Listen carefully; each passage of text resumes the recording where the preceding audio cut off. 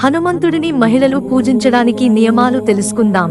పురాణాల ప్రకారం కలియుగంలో హనుమంతుడిని పూజిస్తే వారి కష్టాలన్నీ తొలగిపోతాయి. సనాతన ధర్మంలో హనుమంతుడు నేటికీ భూమి మీద నడయాడుతున్న దైవం. ఇప్పటికీ భూమిపై ఉన్నాడు కనుక కలియుగంలో ఆయన ఆరాధనకు ప్రత్యేక ప్రాముఖ్యత ఇవ్వబడింది. ప్రతి దేవుడిని పూజించడానికి కొన్ని నియమాలు ఉన్నాయి. అయితే హనుమంతుడి పూజ మహిళలు చేయాలంటే పూజకు సంబంధించి కొన్ని ప్రత్యేక నియమాలు ఉన్నాయి. అంటే మహిళలు హనుమంతుడిని పూజించేటప్పుడు అతని విగ్రహాన్ని తాకకూడదు. ఈ నియమం వెనుక కారణం ఏమిటంటే హనుమంతుడి విగ్రహాన్ని మహిళలు ఎందుకు ముట్టుకోకూడదు? దీనికి సంబంధించి ఒక పురాణ కథ ప్రచారంలో ఉంది. నమ్మకాల ప్రకారం హనుమంతుడు బ్రహ్మచారి. అయితే హనుమంతుడి వివాహం గురించిన వర్ణన కొన్ని పురాణ గ్రంథాలలో కనిపిస్తుంది. మత గ్రంథాల ప్రకారం హనుమంతుడు వివాహం చేసుకున్నాడు. అయితే ఈ వివాహం విద్యను పూర్తి చేయడానికి చేసుకున్నాడు.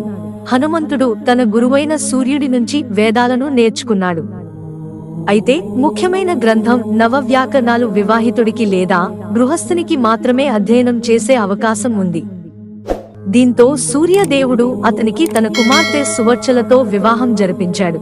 హనుమంతుడు తన విద్యను పూర్తి చేయడంలో సహాయపడటానికి బ్రహ్మ, విష్ణు, మహేశ్వరులు సూర్య భగవానుడి వద్దకు వెళ్లి సూర్యుని కిరణాల ప్రకాశం నుంచి సువర్చల దేవిని సృష్టించారు. సువర్చల ఒక అయోనిజ, అంటే ఆమె గర్భం నుంచి జన్మించలేదు. అప్పుడు హనుమంతుడితో ఆమె వివాహం జరిగింది.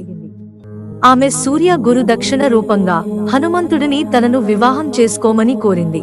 వివాహిత అయినప్పటికీ సువర్చల జీవితాంతం బ్రహ్మచారినిగా మిగిలిపోయింది. స్త్రీలు హనుమంతుడిని పూజించడానికి నియమాలు. హనుమంతుడు ప్రతి స్త్రీకి తల్లిగా సమాన హోదా ఇచ్చాడు.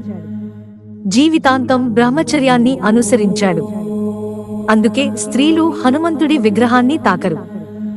అయితే పూజించవచ్చు, ఇతర పూజాది కార్యక్రమాలు చేయవచ్చు, దీపం వెలిగించవచ్చు, హనుమాన్ చాలీసా చదవవచ్చు, నైవేద్యాన్ని తయారు చేసి సమర్పించవచ్చు, ప్రసాదం కూడా అందించవచ్చు. కానీ పొరపాటున కూడా హనుమంతుడి విగ్రహాన్ని తాకరాదని పురాణాల కథనం. మిత్రులారా, ఛానల్ సబ్స్క్రైబ్ చేసుకోవడం మర్చిపోకండి. ధన్యవాదాలు.